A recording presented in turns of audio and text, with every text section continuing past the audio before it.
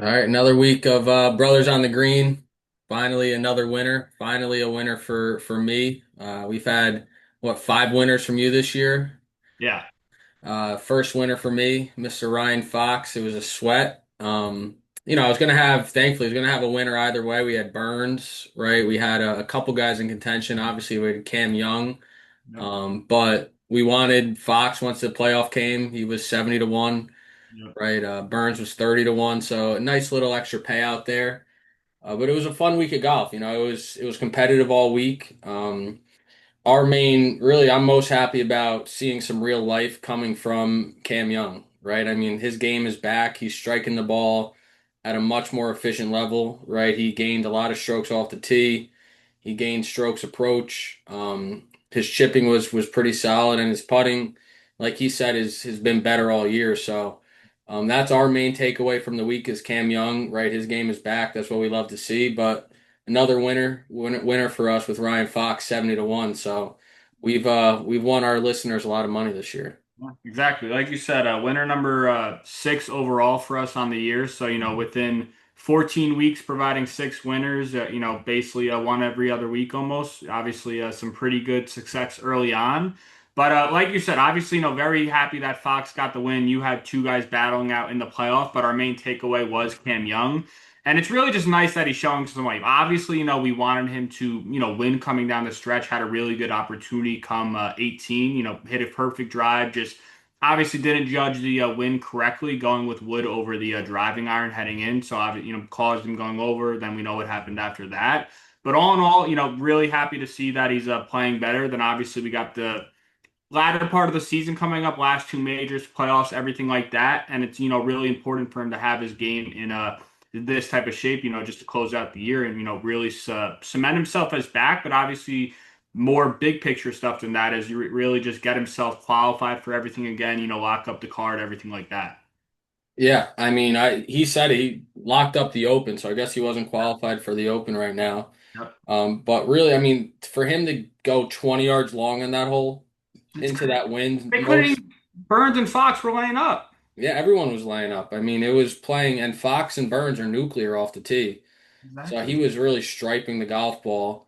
And, hindsight is a powerful thing. So obviously it would have been nice to see him hit that low hook driving iron. Of But, course. if he got just a little extra air on that three wood, it would have been the wind would have hit it. It would have probably ended up perfect. Yeah. He thought he hit it perfect. So He it said it was, himself. He thought 12 feet coming up for the win, and then it's just a complete sort of air, air coming out just after you see it bounce over the green, just got a fucked up lie, and it just it's hard to recover. Obviously, you want him to hit a good chip after that, but just tough mentally after you thought you hit a perfect shot, really executed in a clutch situation, and then ending up in a pretty tough spot, and like you said, to even make a par, let alone a birdie. yeah. And we had a few other guys right in contention. You had Ben on. Yeah. Right, I had Nick Taylor, who was, the first 2 or 3 days looked like he was going to be in a good spot. Thankfully, we didn't take Lowry last week, even though that start to the front, you It's crazy. tweeted, right, he's not going to make another putt over 8 feet, and he Yeah. didn't right after that, which it's unfortunately become, It's a theme. pretty obvious what's going to happen once he's in contention. Yep. Come the weekend. So it was a fun week of golf. I think it's a solid golf course, right? It's pretty straight in front of you. Yeah. Just a bunch of long holes with long rough, and these guys are so good. 18 under around a course like that is just it's ridiculous. Yeah, it's silly. But yeah, I mean, great week. Obviously happy to get another win, but we're on to Oakmont. Definitely excited for somehow the third major of the year already. And obviously it seems like the toughest test these guys are gonna face all year. Yeah, the Oakmont is it officially has hosted nine U.S. Opens, which is the record now for Wow. U.S. Opens. It's just First a it's just a true test of golf, right? I mean, you got very, very long holes mixed in with a couple nice short holes, but the green complexes seem ridiculous, right?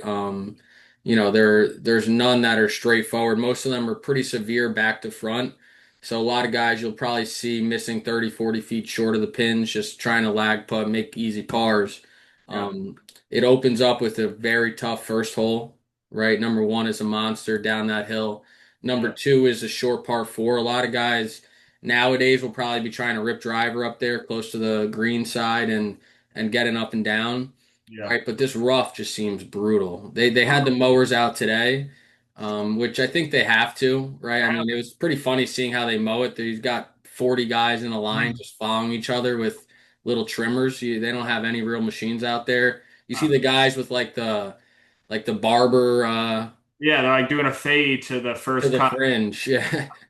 So it's an amazing, seems like an amazing place. Yeah. Wish we could have got out there this year, but it's going to be nice to watch on TV. U.S. Open does a good job of it's on at 7 a.m. All on day. normal coverage, and you get to see a lot of the golf. Is this where they started on USA, right? Yeah, like 6:30 a.m. it starts, I think. Beautiful. Oh, Yeah, oh, beautiful. can't So wait. number four is the first par five, right? 6:11.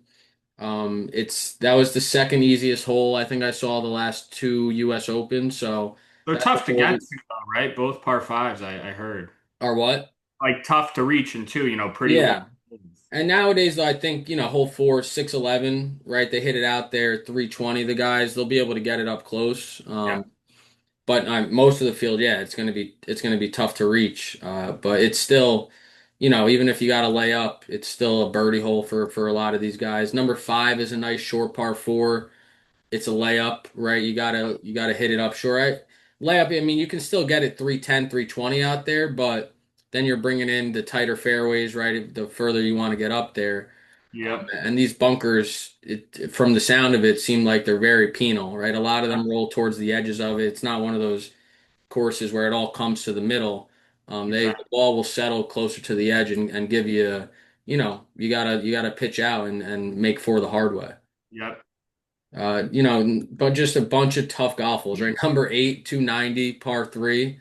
These greens are so unique. Like they're all so different and like ondulations and like one. Yeah, They have that one. I don't know which hole it is. I'm trying to look right now, but it's just like simply a square, like a complete square of a green. I Like think just that's number nine where the putting green is behind it. It's all yeah, attached to one. it's crazy. Yeah, but number eight, we saw Morikawa hit driver today. Yep. Um, Xander, all of them were hitting just three woods as hard as they can. Mhm. I don't really love that concept, right? I mean, those are really never the good par threes. They'll probably only have it back there 2 days at most, I would think. You would hope. Yeah. I don't see them doing that all 4 days, but when they move it up, what's it going to be 260? Exactly. So I mean, it's still going to be a wood for most, if not all, the field. But obviously, that 300 range, it really brings in especially for guys like Collin, like you just said, driver, which you obviously never see on the PGA Tour. yeah, and then you got right number 10 is another beast of a hole. Number 11 is another short par four, 400, but they got the little ravine in the middle of the hole, so you gotta hit it short of there and hit a nice wedge into there. Number Yep. five is the par five, right, 630. Green Um, 12. yeah, it's a beast of a hole. Sorry, yeah, number 12. It's a beast of a hole. It's just a great golf course, right? I mean, it's going to be exciting to watch. They're expecting an over par score. Yep. Last time they were here, right, we had our favorite choker, Shane Lowry, was up by four going into the last round. He was seven under. DJ was three under. There was a couple other guys. Sergio was in there. Furyk was in there. But Lowry just immediately, 6 over. yeah, he was three over through like four or five. DJ was a couple under, and DJ had the lead pretty early into that Sunday. Yep. But we're looking forward to it. We'll go through the board here slightly, give out our picks, and try and stay hot because we're in the business of making money around here. Exactly. All right, but yeah, let's sort of run through the board a little bit. Starting off with the top, obviously, everyone knows we got Scottie up there down to plus 280 now. And I remember, basically a month ago, right after Rory won the Masters, Rory was the betting favorite for a At the little PGA, right? PGA and the US Open. Really just like they corrected it for the whole year at that point, like Rory being the favorite for most of these. So Scottie's down to plus 280, Bryson plus 700, Rahm at 12 to 1, and Rory's all the way down to 12 to 1. Yep. Yeah, which I think makes sense, right? I mean, Rory just played his worst round since the 2011 Masters last week. And he said it himself. He's like, I'm finding it harder to grind out on the range for 2, 3 hours a day after his Masters win. So, as you can tell, to be the best, you gotta grind, And right? it's amazing how comfortable these guys, even the best in the world, like if you have a certain club, for a year, however long Rory had that driver, obviously, the club's still the new club that he had, what was using, the QI. 35 he's into now. So obviously, it wasn't going too well for him, but as we know, it's a very solid, tailor-made club, and that's the one that most of these pros guys are using at this point. But just mentally, it seems like once you have a club that you love and then you have to stop using it because of something that like he went through at the PGA Championship, it seems like he's not comfortable standing over the driver anymore. And just a month and a half ago, it's like he was the best driver in the world by a big margin, it seemed like. Yeah, I mean, clearly he has that, as we know very well, you have that one negative thought right before you hit it, and Yep. it's not the same, right? With the QI 35, he tried to use it at the Arnold Palmer, right? And then he had the Uber driver bring up his old clubs, which was the QI 10. Exactly. So he obviously is not comfortable right now. The odds reflect that because for him to be 12 to 1 after winning the Players, And the winning at Pebble, Masters. and then winning the Masters, the bookies are clearly trying to get some money on him at 12 to 1. Yep. And then Rahm at 12 to 1. I mean, I think this is obviously a sign of what we saw at the PGA Championship, him playing, a bit better in majors as of late. He played well at Augusta. I think Yeah. he ended up finishing off top 10, maybe. I know top 20, maybe top T14. T14, wasn't really contending, but, better results than what we saw the majority of 2024 when he first made the move to live. And then obviously PGA, he was really, going out and getting that tournament on Sunday before obviously a rough stretch to close it off. But I mean, I really wouldn't be shocked to see Rahm up there come Sunday. I think, this is a course where he can take advantage of, some of that length that he has. I've seen stats as well that he's a very good putter on Poa greens, and I believe that's what they're putting on this week. So obviously that leans into his favor as well. But at 12 to 1, I think, just personally, it's still a bit too low for what I'd prefer to take, compared to some of those other guys. But again, I wouldn't be surprised to see him come Sunday. Yeah, and just a little update on the weather for the week. So Thursday, we have pretty low winds, maximum 9 miles an hour, later in the afternoon. Friday, same story, really very light winds, max 5 miles an hour. Saturday, up to 12 at most, right? So really subtle winds for most of the week. Then Sunday, you can see some gusts up to 16, 17 miles an hour sort of Nice. in the early afternoon and dying down later in the afternoon. So, Saturday you could see a guy post 3, 4 under, right? That just makes the cut and get himself back into contention, which we like to see with when we're trying to get some high odds on a live bet going into the weekend. Agreed. Yeah. It's so I'm just hoping it really, doesn't rain too much these days leading up to it because if it doesn't, regardless of when, obviously it's going to be a very tough couple of days for these guys. Yeah, a lot of these fairways, they're like 20, 25 yards wide in the landing areas, which is like a friggin' bowling alley. So it's going to be a good test, and that's why Scottie is plus 250 or whatever he is. He's the best at hitting it straight, and he's got a good enough distance. He's the best iron player, Last probably round. the best chipper, right? And now he's top 20 on tour and putting. So, I mean, a place like this is really made for him. And the cool part is, right, he wins this event. All of a sudden, all he needs is the British for the career Grand Slam, right? And he could rain on Rory's parade real quick and already have another career Grand Slam in the same year. Yeah. No, I mean I definitely agree with that. But one guy I just wanted to touch on real quick that we didn't in that top four before we get on to another wave. Just quickly was Bryson. Bryson. Yeah, he's all the way down to plus 700 again, sort of similar to I'd say what we saw at the PGA, with just how much he got steamed down, once we got into the week of the tournament. Was he higher? Well, he started at like 12 to 1 at Yeah. the Well, PGA. I think it was I think it was around like 9 to start the week to like from yesterday, I think, and then has gone down a little bit. Not obviously not the same type of move that we saw at the PGA, but still a little bit lower than I'd say what I think I saw a couple days ago. But obviously Bryson's been contending in majors for the last what like year and a half at this point, probably going back the last Yeah, I six, mean, it started last Augusta, yeah. or I mean even going back further when he lost his Xander. Oh, that was last year actually. So Yeah. that But was it last. was all of last year. Yeah, all of last year outside the British, and my main concern is really just his iron play. I know he got those new irons from what was it, Lab or LA Golf or whatever it is. Something. Yeah, it might be LA Golf. I don't know. LA Golf got those new like custom irons for him. I think the numbers did show that he played a little bit better last week on Live with the, but all in all, just plus 700. It's probably not a number that I'll be touching, but again, we know what Bryson is. We know that he likes to show up in these big events. So similar to Rahm, wouldn't be any sort of surprise to see him come Sunday with another chance to get his third major and third U.S. Open, which you don't see that too often. When three majors total, three of the same type, I feel like that's probably pretty rare. Yeah, well, and his thing is the club head speed, the rough, that makes such a big difference, right? I mean, obviously he's closer to the hole, but his ability to get it out of the rough, which we saw at Winged Foot, right, which is probably the most similar comparison that we have in the last 4 or 5 years to Yeah, a course like this is Winged Foot because of how thick the rough was and because of, how penal the course is when you miss the fairway. yeah, He just knows how to handle that, and he knows he can get up and down in the right spot as well, which is huge, right? His short game is not talked elite, about enough. We elite. saw it at Augusta, right? I mean, he was hitting his irons terribly, and he still had himself in the last group on Sunday with Rory. That's really why I think he's 7-1 because he can win in a lot of different ways, right? Or get himself in contention to win in a lot of different ways. It's not just the power, it's the short game, it's the ability Putting. to get out of the rough, and Yep. it's he's a complete golfer right now, and he's extremely confident. I agree. No, for sure. I mean, I'm very interested to see how each of these four guys play out. And obviously, it's if it's them versus the field, I'm sure a lot of guys would probably pick that batch of guys against everybody else that we got. Yeah, I think most people might take Scottie against the rest of the field. Exactly.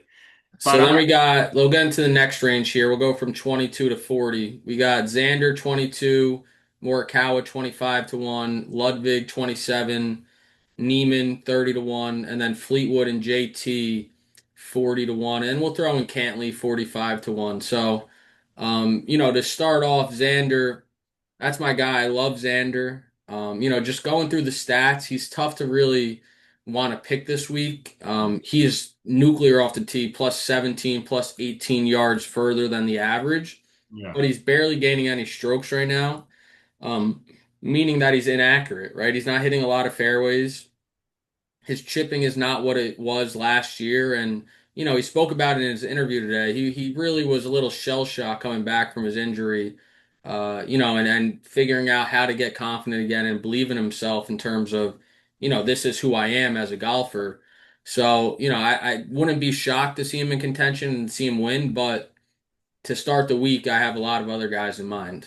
for sure. No, I agree. I mean, I think he's shown obviously flashes. We've seen certain weeks with the approach play. We've seen certain weeks with like the off the tee numbers jump. But just all in all, it just doesn't seem like he's hitting on all cylinders like we're accustomed to seeing Xander going back to years past. Because when he's on, he's an around the bag player, driver, irons, around the greens, putting. Especially putting. His putting is usually nasty. Exactly. And right now, it just doesn't seem like he's able to get all of that to click.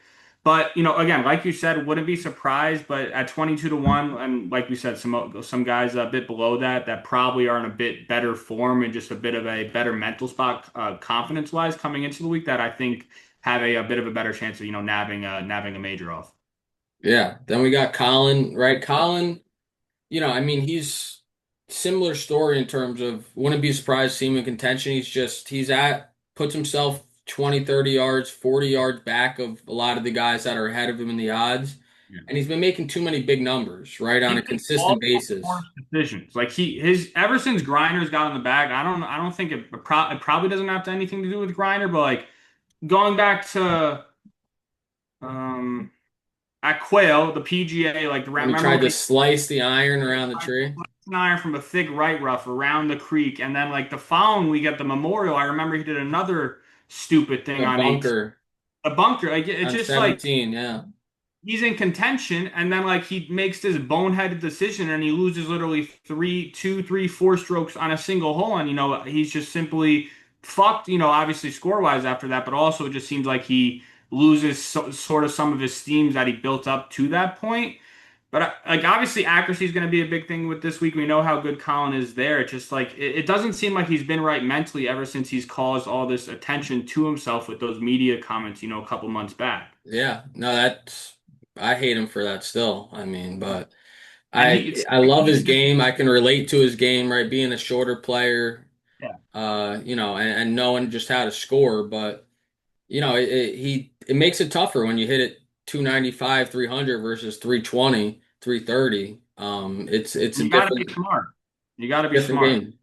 Yep, I agree. But Ludvig, next guy in line, he's at 27 to 1. I mean, FanDuel, that's a rare number that they post. It's usually 25 or 30. So that's interesting that it's in between there. But I mean, I think Ludvig, going back his last like 5 rounds, now really like Sunday of the Memorial, he really had a good round. He played well last week. It seems like he's found something with his game, and we know that he's a riser in a sense to most majors, at least early on in his career. He's been a very solid major player for the most part. He's putted well at Augusta, which I think, I don't really know how similar the greens are in terms of just the complexes themselves, but I know obviously they're both very fast greens with a lot of undulation. Yeah, And I think Ludvig's, that's like the real comparison is yeah, Augusta. They're different in terms of these greens are a little more squared off, right? And yeah. a little different on the edges of the greens, but overall, I mean, it's a lot of field putting and a lot of lag putting. Exactly. And Ludwig's had great success at Augusta. So, I mean, I think 27 at a number you don't usually see for Ludwig if he's, really in prime form for like, a month, 2 months coming in. And, he's had a couple, I'd say, bad month and a half, 2 months since he won the Genesis, but it seems like he's starting to find something again. So I can see 27 to 1 as being a really nice sort of value number for the type of player that Ludwig is at a major championship. Yeah, no, we're both on the same page there. He's finally finding some form the last couple weeks too, right? He had a big win. He got his first elevated win to start the year. And then he's played the worst golf he has in his professional career. Showed up Uh, at Augusta. After Augusta, right? Brutal. Or before Augusta, he miscut at the Players, miscut at the Valero, Yep. seventh at Augusta, but that seventh was really second or third. He tripled 18. Then he went T54, T60 cut, right? And then Memorial he played better T16 with a great final round. Yep. RBC finally put 4 rounds together. So again, that's all a player like that needs is just to see the ball going in that right flight path and the right, the right target zone. And he's back. I think he's back in form and confident again. So me and you are both going to be talking about him a little more later in the show. Yep. And then just to round out that range that Yeah. you talked about, we Let's had talk. Let's talk Niemann. I know you like Niemann this week, right? We'll yeah, talk more about Niemann in a little bit. Fleetwood Fleetwood's another too. guy, right? Fleetwood's another guy we both like this week. I think it's a perfect course for him, right? In terms of you don't have to go too far under. His Yep. putter won't have to get too hot, right? If he can just be good inside of like 7, 8 feet, he's gonna have himself in contention because he knows how to hit fairways. He knows how to hit the middle of the green, and Yep. he'll go from there. JT. I don't think this is a great course fit for him. Yeah, and Um, we love like I love JT. I've been you've on taken him him a lot this year. He has one of your probably a wins. handful of times, but it's just we talked about it a little bit in some past episodes that when it's a course that it's just so demanding off the tee. We saw it at the PGA. We've seen it other very like the Memorial he didn't play well. We've seen it various times when it's demanding off the tee. He just doesn't have the control that he needs right now to, get himself in the correct spot in the fairway to obviously utilize his main skill with his iron play and take advantage of that. So really for that reason, I don't see JT having much of a chance this week, but obviously, they raise his number up to 40 to 1, and I think there'll probably be some biters on that because obviously he's had a great year. I just think course fit wise off the tee, it's not going to match up too well for at least, how he's been hitting the drive these last couple months. That's the problem. Is his driver? It could be great, but he won at a course like RBC where it's either just a low little burner driver, or his Or three not wood or five wood. At a course like this, he's going to be trying to nuke the ball, and he has too many misses, and he doesn't know if it's the misses left or right is the problem also. And if you miss the fairway too much, it's going to be tough to score around here. brutal. I agree. Cantley's been striping the ball. I mean, Cantley's been great tee to green. His putting has not been good is the Forgot how problem. to putt. I could see him contending more likely than a guy like JT. Yeah. But the problem is his major record, and he's had a long career now, right? It's been a decade probably out on Yeah. tour. it's not a good record. His best, I think, is obviously. I know. I remember when Tiger won the Masters, he was up there for a little bit. Like it seemed like half the tournament was at that point. But also going back to last year with when Rory and Bryson were battling out, Cantlay was sort of right there, like two shots back, one shot back. I think he finished at At the minus. Masters? No, at the U.S. Open last year when Bryson Oh, he was yes. he was with Rory in that group, and really, I think he had a putt on 18 to get to 5 under to tie what Bryson ended up finishing off Yeah, at. so he has a Why? couple good major finishes. Yeah, I but mean, obviously that was just more one off. So I think maybe like pulling off a previous U.S. Open experience could help him. But I just, at least in my mind with Cantley, like right now, I don't see him making the putts on Sunday when he needs to. But obviously, I wouldn't be shocked to see him hovering around that top 10 in a sense going into the day. yeah, no, 100% because his driver is great right now, Yeah. which is the key. Hmm.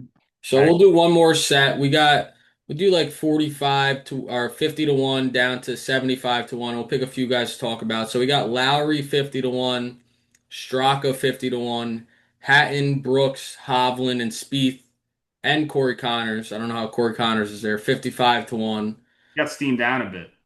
as he should. Hideki, Russell, 65 to 1. Then we got Ben Griffin and Burns, 75 to 1. So, and Keegan 80 to 1 got steamed down a He lot. was at 100, I know. Yeah. So we'll start off Mr. Lowry. I mean, I've picked him a lot this year. His game's in a great spot. But it's just, it's pretty predictable right now how his week's going to go. He probably striped the ball the first couple days, absolutely striped the ball. And then come the weekend, the putts are gonna stop dropping.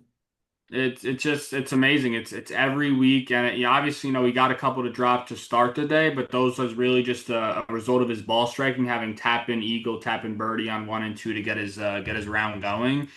And I mean, plus 5,000, 50 to 1 is really a solid number, to be honest, for how well he's been playing this year.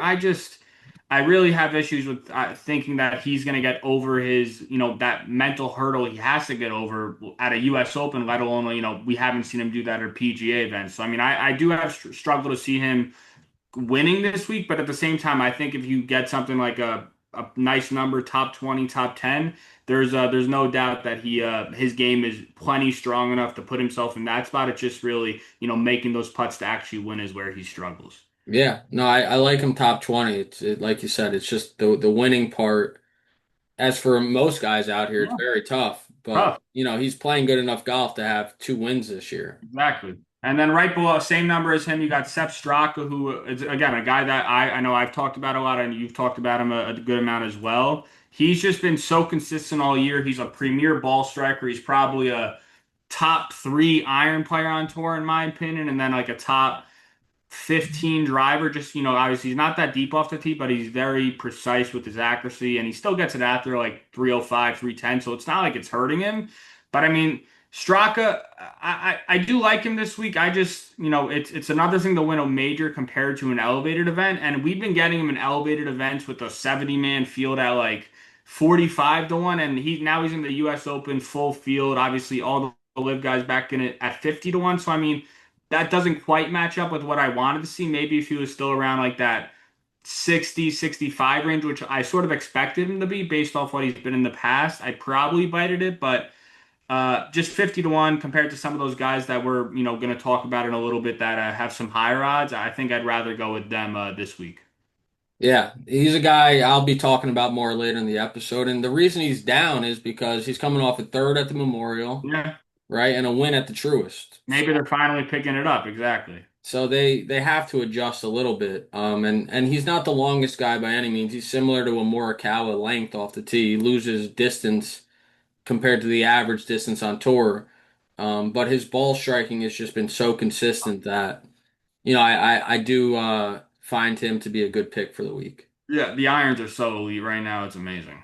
So we'll Hatton, right, solid player. I could see him playing well the first couple rounds, get angry at a couple shots, Actually, and then this is like fall one. into contention. It's one of those courses where it's just like there's so many bad things that are gonna happen where Yeah, he's gonna be angry. he's gonna be so angry. Brooks has not showed any sense of life in a long time. I used to love, I still like Brooks, but It's it, not there. It's his game has not been there, right? I mean, I could see just somehow magically he plays a good first round and that's all the That confidence he would be needs. great. But That would be great. yeah, we got Hovland 55 to 1. I saw Joe Mayo post a video of him today, an older video, I but know. I feel like that definitely means they're starting to talk again and maybe starting to work together. I mean, there's no way he would just post a video of Victor because they don't think they ended their relationship on a great note. It's got to be a no-brainer for Victor. It's like you were having results you can't deny when you worked with him. Don't Yeah, see your he swings won weren't. the FedEx. It's just undeniable results where you shot 8 under in a playoff event on the back nine to go hunt down Scottie Scheffler and win the Yeah. BMW. I mean, it's like you got to go with what's working. But obviously, I've been on Victor a couple times this year. He won for us earlier this year, so I mean, 55 to 1, solid number. His game is coming into better form, but still, his around the green we know is still not too sharp. But if he is working with Mayo again, obviously that could change things for the rest of the season. Yeah, we got Spieth, right? Spieth is driving the ball great. I think his game is it's coming back together. It's not fully back, but it's definitely getting better. Coming off the top 10 at the Memorial, Yep. right?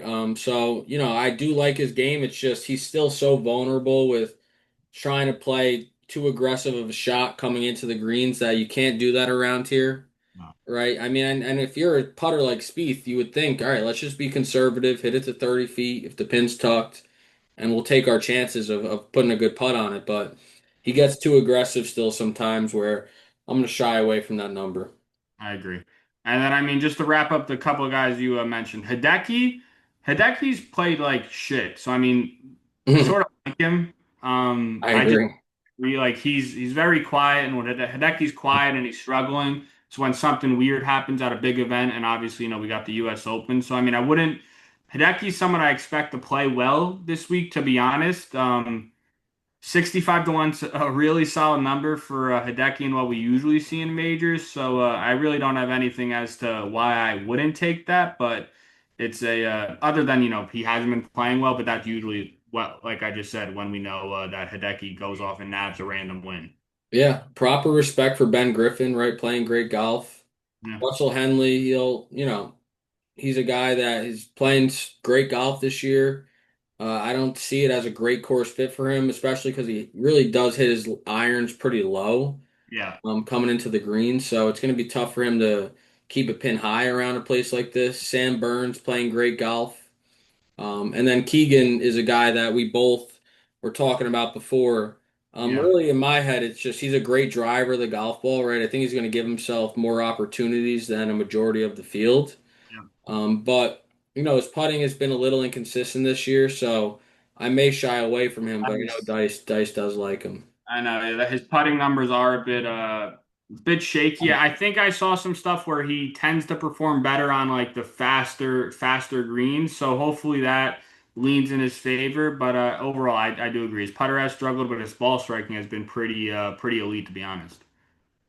And the last guy, oh no, that was the last guy. Yeah, So let's get into the picks. You want to start to sort of get into our card? yeah, let's get into the picks. Let me just throw Yeah. my top 20 parlay out there first. Yes. I got Tommy Fleetwood, Shane Lowry, Cam Young, plus 2650, three-way parlay. I do like that. They have Young's odds boosted, or no, they just have them very high, plus 400. So Boosted. so that's something that I will be playing I plus love that. 2650. And I mean, also, if you wanted to, get a bit more greedy, Cam's top 10 is he's plus 1100. 20, he's top 10, 1100. So, I mean, obviously, you got a lot more juice in there.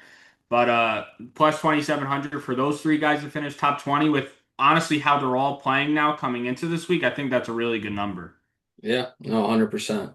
But you want to get into your first guy because I know you got a bit lower. Yeah, so I have a one guy that's a little lower on the board. I got John Rahm plus 1200. Really the reason is he's a major player, right? He's always played great in US Opens. He's every US Open he's played in, I think he's top 25. Similar to like a Xander Schauffele, but I think he's in a little better form than Xander. So he's T8 at the PGA, right? And then T14 at the Masters. The PGA was, he was the one guy really hunting Scottie down on Sunday. and then fell apart pretty quickly the last three, four holes. Don't forget about all the top tens on live also, but keep True, going. yeah. T8 in Virginia last week, which means a lot. But he was, I mean, off the tee from data golf, he's gained in every single event this year, Yeah, right? Approach, he's pretty much gained in every event except two. So it's, he's a guy that he's a major champion, two-time major champion, has some good mojo coming into the event. And I see himself faring himself well at a place like this because he is driving the golf ball well and he yeah. knows how to score. I love that. I mean, I think it's as simple as that John Rahm has found his game again. And obviously, we know John Rahm, when he's playing well, he's a threat at every single event that he goes to. So I love that play. Yeah, I mean, even going back to last year, he withdrew from the U.S. Open last year. How about the British, though, now? Yeah, and then at the British, he was T7, and then his last three majors, right? T7, T14, T8. So he's Consistent. he's fine in his game. Yep, I agree. I like that. And then for my first guy, I think your second guy that's probably going to come up here in a second. But either way, I'm going to be on Ludvig to start my card at 27-1. And I just think, overall, we talked about him obviously a couple minutes ago. Ludvig hasn't had the best season overall. Obviously got his big first win at the Genesis. Been a bit of a rough stretch since then, but going back, really the last two tournaments now. At the RBC Canadian Open, he gained 4.5 off the tee and he gained 3.3 approach. And then at the Memorial, he gained 2.4 off the tee and he also gained 1.8 approach to the green. And, he gained 2.2 approach to the green in round four. So, I mean, overall, he was negative heading into round four and obviously, had a really good end to the Memorial. And then he really carried that momentum into the Canadian Open, right? So about Yeah, five straight rounds now, striking the ball really well. We compared the green somewhat to the Masters as well, to Augusta, and he's putted very well there. So, I mean, all that put together, we don't usually see Ludvig at above 25-1, really 20-1 in any event, let alone the U.S. Open. So I love the value here. I love his form coming in, and it's just a matter of really seeing that form continue like we saw these last five rounds now. yeah, that's very similar to where I'm at. And last week, the first round, he played so much better than his score too. In the Got morning, a morning was quad on a par three. yeah, It's true. The quad and he missed a lot of short putts to start the round. And he figured it out, right? He got to 13 under for the week yeah, with the after a quad. weak first round. And you look at his distance off the tee. I mean, he is nuclear. You don't really think about it because it's just so smooth. Yep. But last week he was plus 15.3 yards further than average.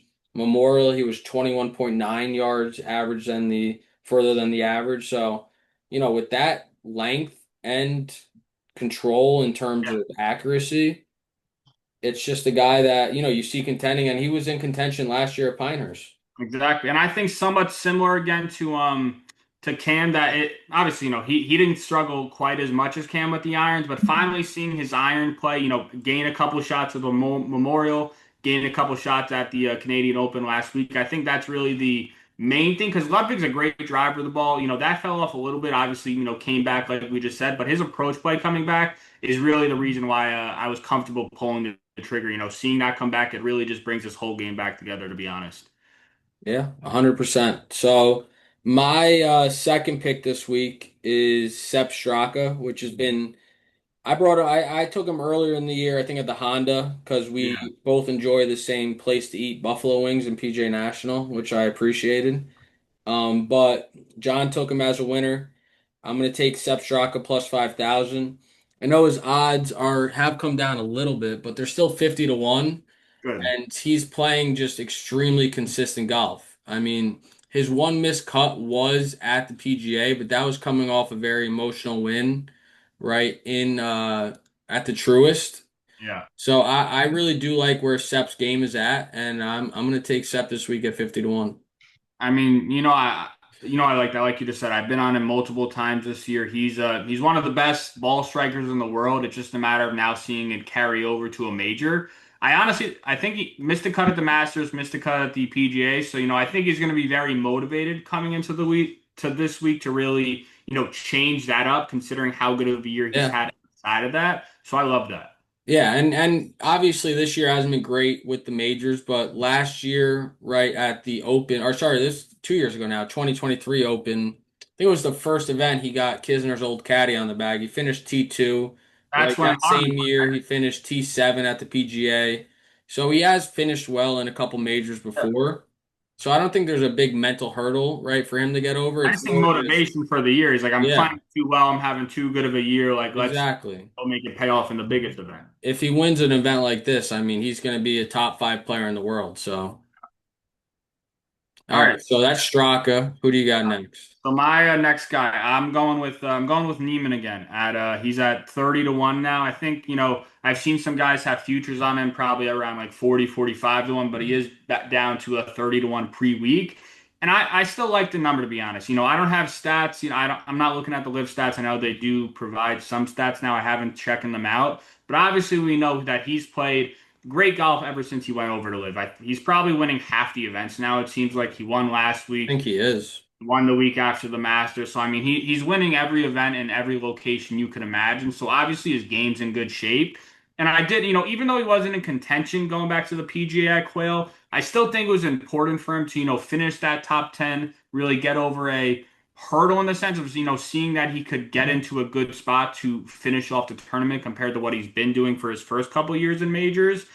And he's just such an elite talent. He's deep off the tee. He's an elite iron player. He's pretty good around the greens, and I think putting is where it maybe gets a bit shaky here and there. But at a 30 to 1, I do like the number with the his talent. I think it's just only a matter of time till he does break through and probably win a major soon enough. I'd say within the next year and a half. And obviously, I'm on him at this point, so hopefully this week. Yeah, I mean, he's got endless amount of talent. You can't deny that. And he's still very young, even though he's been a pro. He was on the tour for a while. Now he's been on live for a couple years.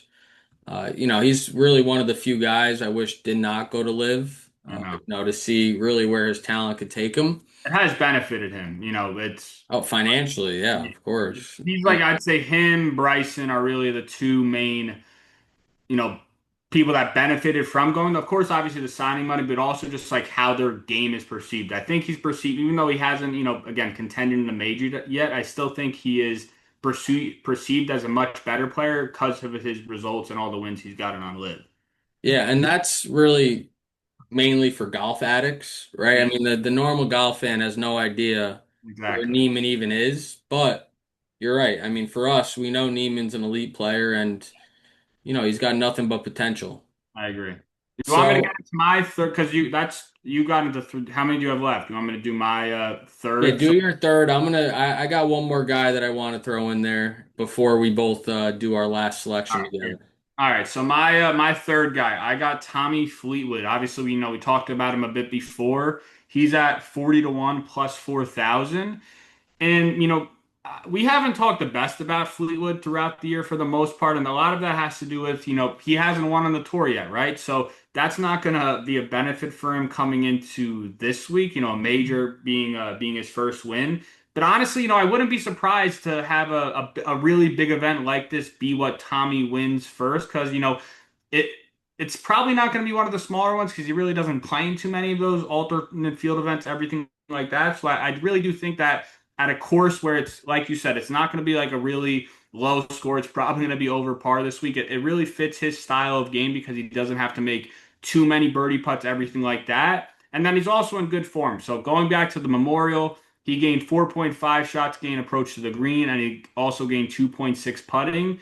And then also at the Charles Schwab, he gained 2.6 off the tee, and he gained 3.3 putting. So, I mean, I think the main thing there is really seeing the putting stats get better because, as we know, Tommy Fleetwood's a striper. He always has been that, and he's going to continue to stripe the ball how he needs to compete in these events. But it's really a matter of him making the putts that he needs to fully contend on a Sunday and obviously get it home eventually.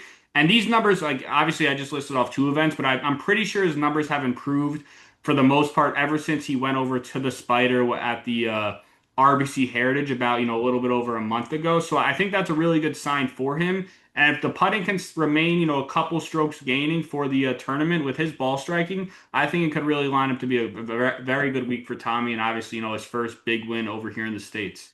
Yeah, he's gained putting four out of the last five since the RBC.